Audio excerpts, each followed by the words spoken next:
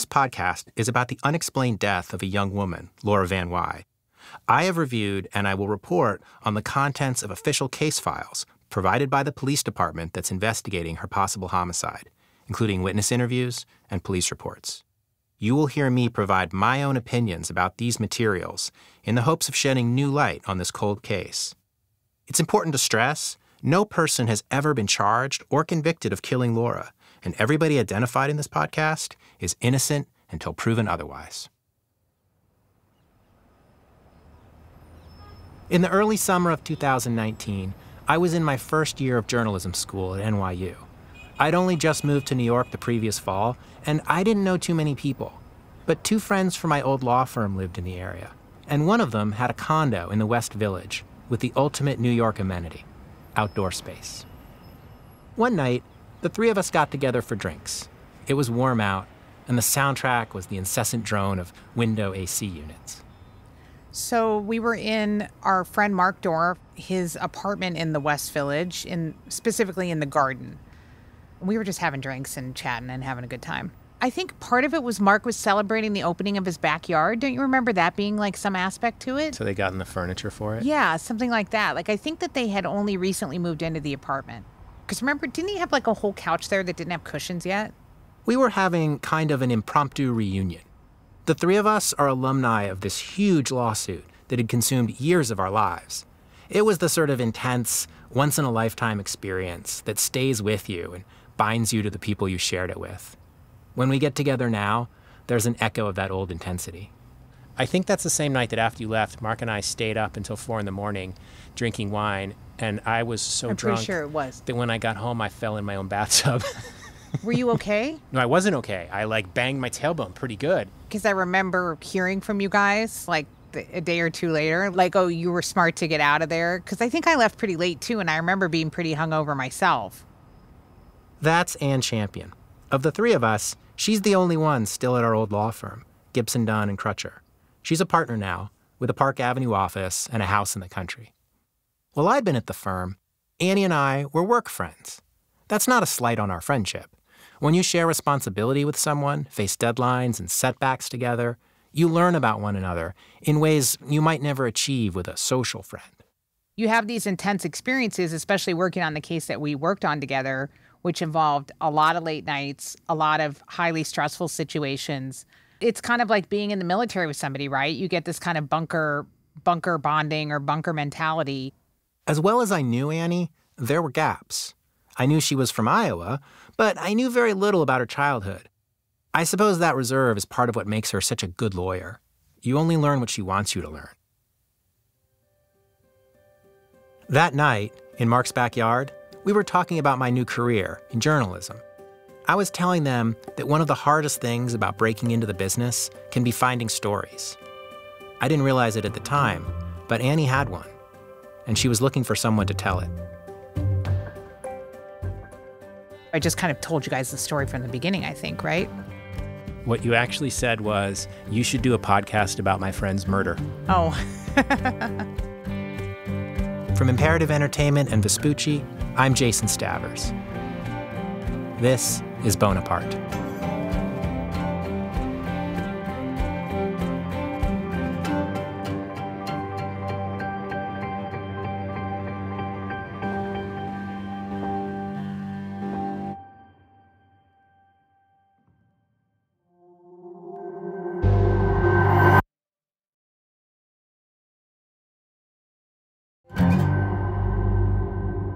Let me tell you about Annie.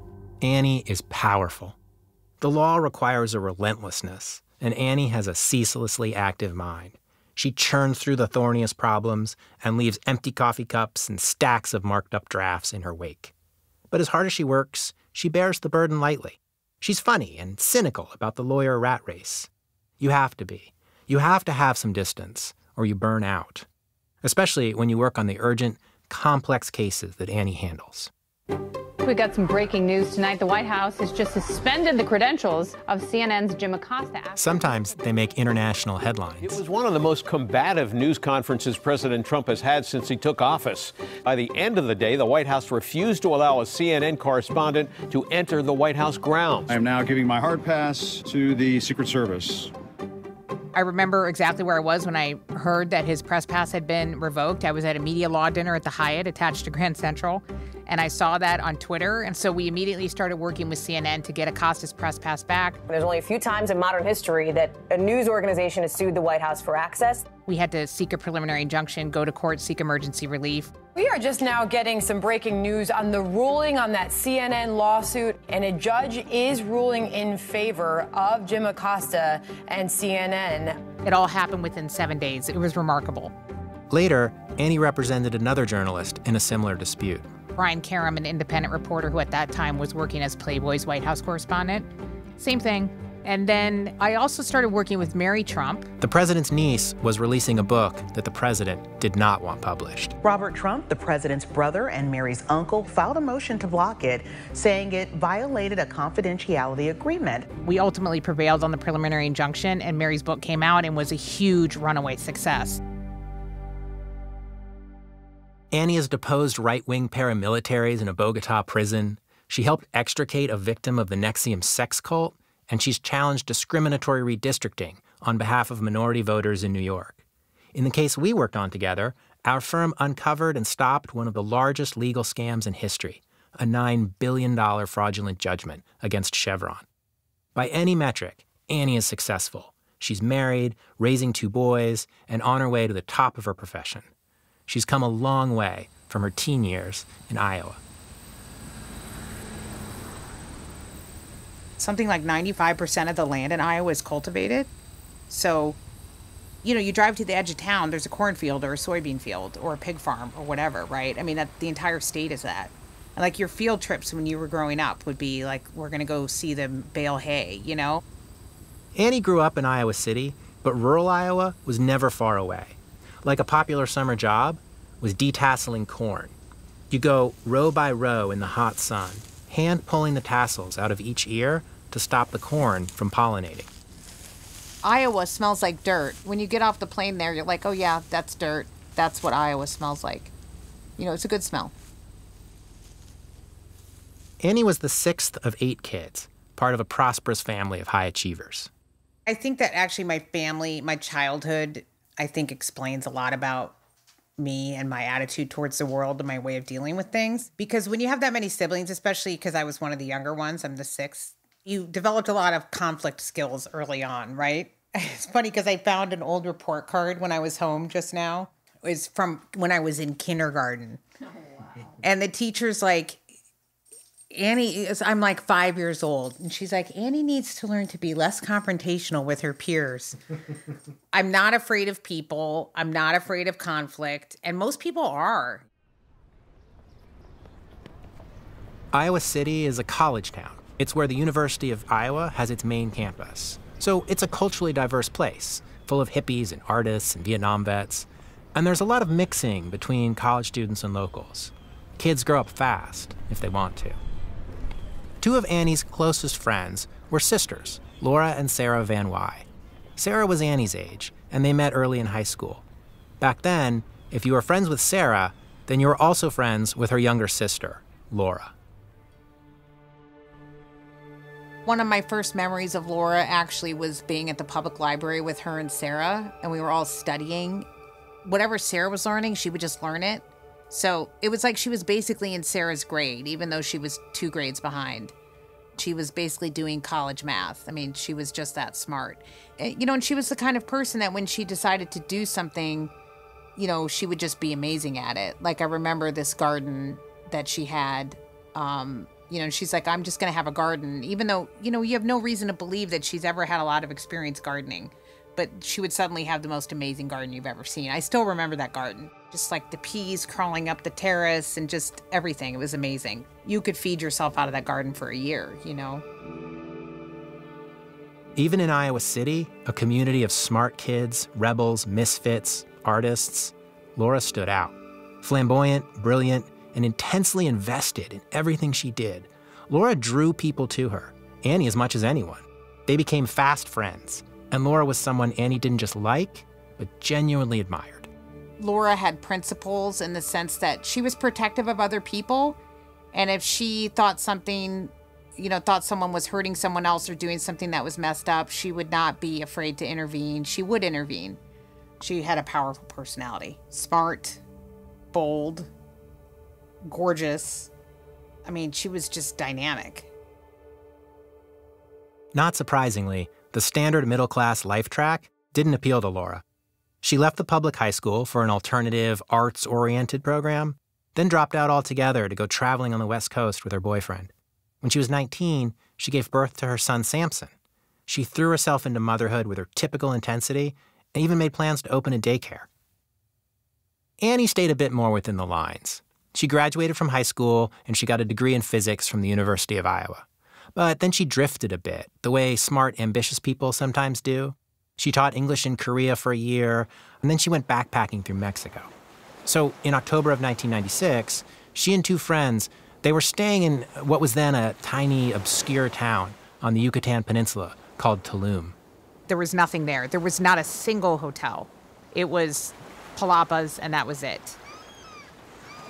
The sand is like white sand. It's made out of crushed up crustaceans. It's not made out of rock. So it's this beautiful white sand, and it's a long beach. The water is turquoise. At night, there's like the phosphorescent algae. I mean, it's outrageously gorgeous. I was calling home every Sunday because, this is pre-cell phones. There was no easy way to stay in touch. One time, my brother answered, and he said, "Your friend Laura is dead." And I was like, "What?" And he said, "Yeah, your friend Laura is dead. And, she was found by the side of the highway." And I was like, "What are you talking about?" I mean, I just couldn't compute what he was talking about. I immediately hung up, actually, and called Sarah. And she confirmed that it was true. And so then I just tried to get home as fast as I could. I don't remember anything about that trip. I couldn't even tell you how long I was on the road. I have no idea. 1:50 a.m., Saturday, October 26th, 1996. A clear night under a full moon in Cahokia, Missouri. Cahokia is a small town in farm country, 2 hours south of Iowa City. Its main street is 12 blocks of laundromats and auto parts retailers. Every gas station has diesel, and the biggest operation is the 15-acre John Deere dealership on the south edge of town. That's where Route 136 passes Cahokia. It's a highway that runs straight from the western horizon, a thin band of asphalt across the pancake flat plains, carrying intermittent local traffic and the occasional interstate trucker. That night, a truck driver named Dan Clyde was driving Route 136 towards Cahokia. He was driving by. He was slowing down because he was coming into town. And he says, that he knew he was about to come upon an intersection with the flashing caution light, and he was watching for traffic. But he saw something out of the corner of his eye, as he describes it, possibly hay or something that might have fallen off a truck on or near the shoulder. And it caught his eye enough, and it looked odd enough to him that he actually pulls his truck over and walks back. He wasn't rushing back, but he saunters back, and he describes how he felt a little bit of fear. He felt like this is a good way to get shot, I think he says. So he walks back, and then he realizes it's a person. Clyde finds a young woman unconscious. He's not sure if she's alive or dead, but he sees a small pool of blood near her head. The highway where he's standing is deserted, but the lights of Cahokia are just down the road. So he ran over to a Yurko, that's the convenience store at the corner, the intersection there with the light, Phillips 66 gas station, and he calls the police from there. I believe he gets a ride back to the body with somebody from the Yurko drives him back. The senior police officer on the scene that night was Officer Bruce Clemens of the Missouri Highway Patrol. Clemens was a big man whose bald head fit perfectly under his Smokey the Bear trooper hat. He was an experienced criminal investigator who'd worked major crimes across northern Missouri. He arrives at the scene at 2:10 in the morning. Her body was lying in such a manner as the head was lying east and the feet west, resting on her left side, parallel to the road. Clemens had examined many automobile accidents. That night on Route 136, however, he concluded almost immediately that this wasn't an accident scene. This was a crime scene. Trooper Clemens immediately notices that, given the injuries that this person has incurred, that there's no blood at the scene, there's no skid marks in the gravel, and not only that, the outer layer of clothing that she had on, a jacket, is unscuffed and doesn't have any blood on it. It's a black satin jacket that says Mike Sanders Masonry, West Point, Iowa on the back. She's wearing, oddly, multiple layers of clothing, right? So she's wearing 2 shirts, a jacket, a bra, underpants, and then she's also got tan pants and maroon sweatpants with a white lining. And so, it's very odd. She's got 2 layers of clothing on. She's found lightly clutching like a sippy cup, like a disposable bottle that you might buy that has like a sip top. The bottle was sitting upright. No bottle's sitting upright after you get hit by a car. Her legs had been smashed to the point that they were flat, basically. There's nothing that looks like an accident took place here. And so the question is, where's her blood? And how did she get injured to the point that she lost that much blood? Clearly, she was injured to the point of incapacitation. Clothes were put on her, and she's left on the side of the highway.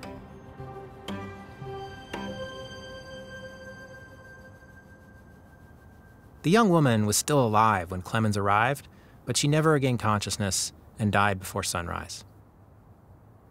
Clemens was left with a riddle. The woman's injuries were severe, but her hands were unmarked, and her black satin jacket was pristine.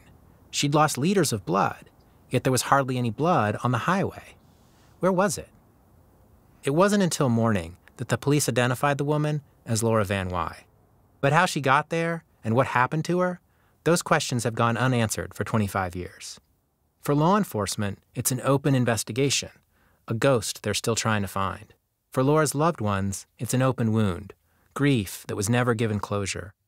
The death of a young person is always cruel, but an unsolved death, a suspected homicide, offers a special kind of cruelty. Laura's death and the unanswered questions of what happened to her that night opened a rift in her family and in her community that has only grown wider with time.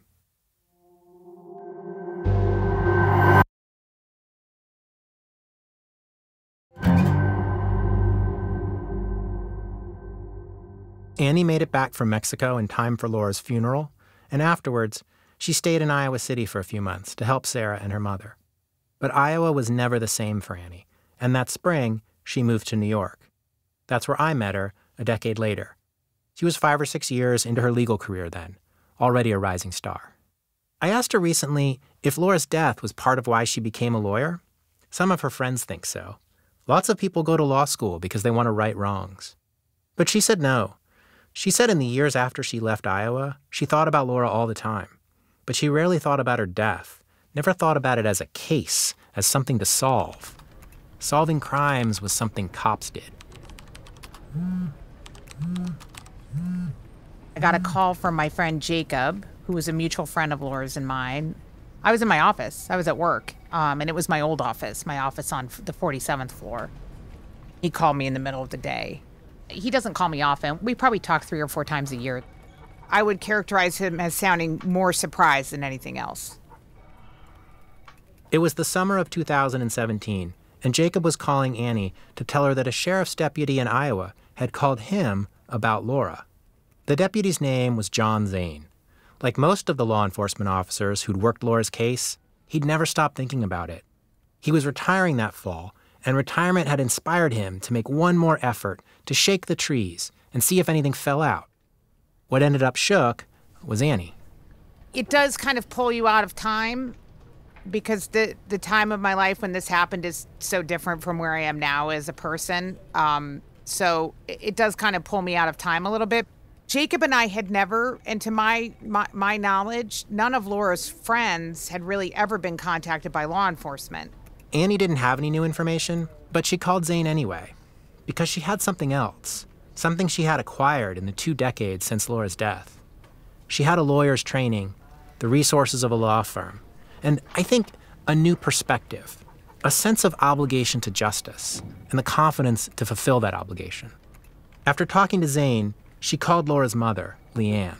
I said, Leanne, I have resources now. I'm a real lawyer with a significant amount of experience, not in criminal cases, but I know how to write a letter to the FBI. I know how to push certain governmental levers to try to get things done. I know how to put together a bunch of facts and figure out the most plausible explanation.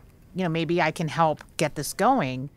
And so at that point, she told me about the information that she had and gave me a Dropbox link, and I started looking through all of it. Annie and her husband were remodeling their home that summer and living in a rental house in the woods up in the Hudson River Valley, north of New York City. The whole house was either wood or wallpaper, lots of patterns, lots of, kind of dark surfaces, packed full of stuff the way a house is when someone lives in it for decades and raises a family in it, A little bit suffocating, actually. The main set of material that Annie got from Leanne was the Missouri police record. The file is several hundred pages of typewritten notes from police interviews, forensic and lab reports, and the sort of bureaucratic detritus that collects in any official record. I think I read it immediately. I read it on my computer first. I did ultimately print it out. Near the front of the file was a document of singular importance, Officer Clemens' original report on the crime scene. A detail in that report caught Annie's attention, a drawing of Laura's body. It's a very simple drawing. It just shows the road with the dotted line down the middle, and then the shoulders.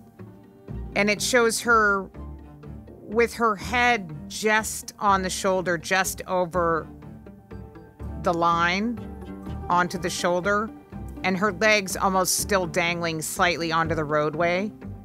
That diagram is one of the few sort of arresting things in the file in terms of the physical reality of what happened. I will say, too, for the first couple of months, I was having terrible nightmares about it. It was really hard for me the first time to get through that, really hard. Sorry, I'm really not performing here, but it's hard. I didn't understand Leanne's fear or Sarah's fear as well before. I mean, I did understand it on an intellectual level, of course, but not on a physical level. And, listen, I'm an adult, I have resources. I'm not unduly freaked out about what these rednecks in the Midwest can do. But at the same time, Laura, while in their hands, was murdered, right? And so that kind of freaked me out and brought home, I don't know, just the physical fear that I think Sarah and Leanne especially must have felt for probably years. Annie knew the basics about how Laura was found. She knew the police were convinced that it had been foul play and that the absence of blood at the scene was a critical factor. But the more details she learned, the stranger the situation became. Remember, Laura was wearing a black satin jacket. Its pristine condition was one of the clues that this had not been a hit and run. But also, it wasn't Laura's jacket. Then, in the jacket pockets, the police found an inexplicable collection of items. A pocket knife, also not Laura's, with the blade open.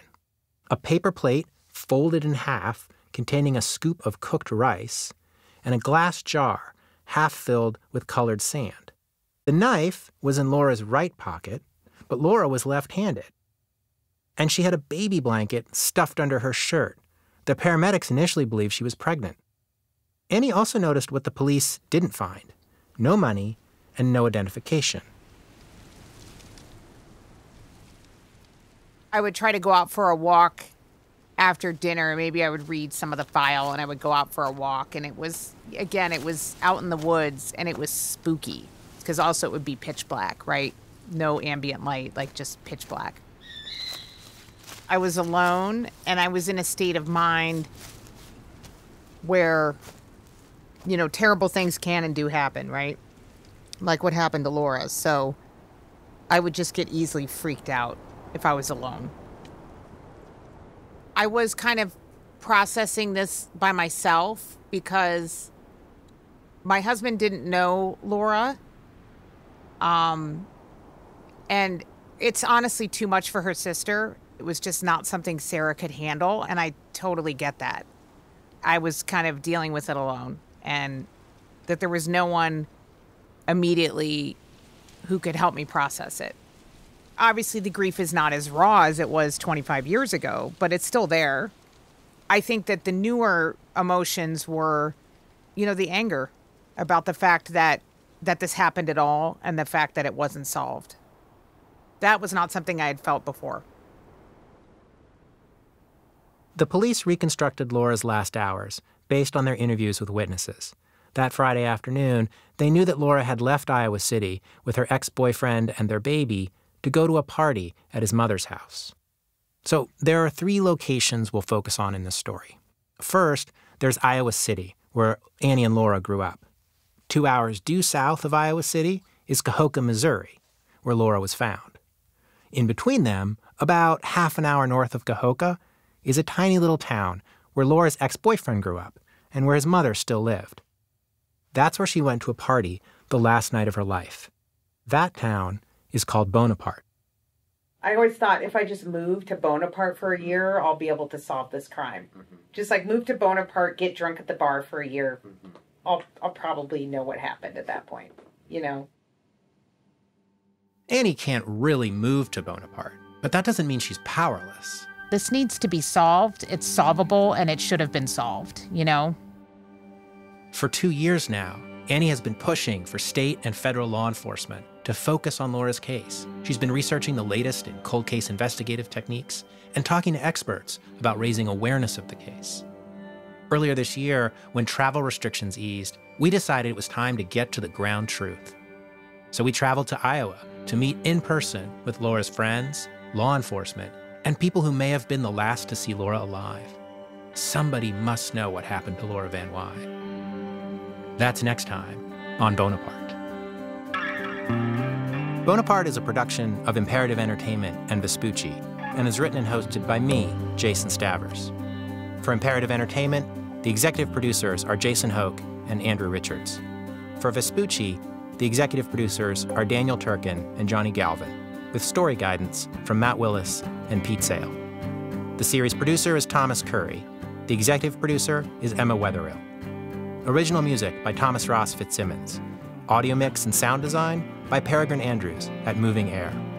Special thanks to Thomas Matisic, Olavi Kutamasu, and Rob Boynton. Visit the Champion for Laura Van Wyhe Facebook page or championforlaura.com for more information about how you can help. If you like the show, please make sure to leave a review, and don't forget to tell your friends.